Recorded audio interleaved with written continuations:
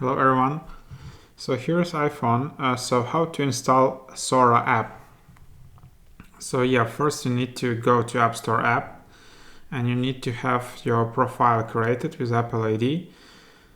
And then just type in Sora and there you have it. Then you can just type get and then use your Face ID or Touch ID or just log in with your password.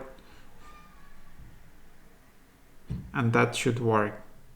So what is Sora app in quick? This is ebooks and audiobooks from your school library, so you can just borrow them.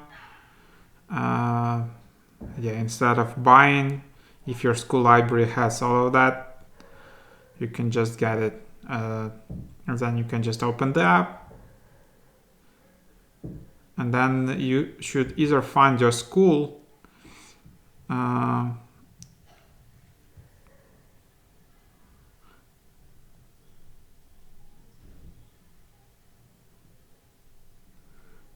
and then you need to sign into your school with your username, and that's how it works. Or you need to go to setup code. Maybe your school has specific setup code, and then you just enter that and then you get started. So that's how it works. Hopefully it was helpful. Put a like and subscribe and go to mrhack.io. Thanks for watching.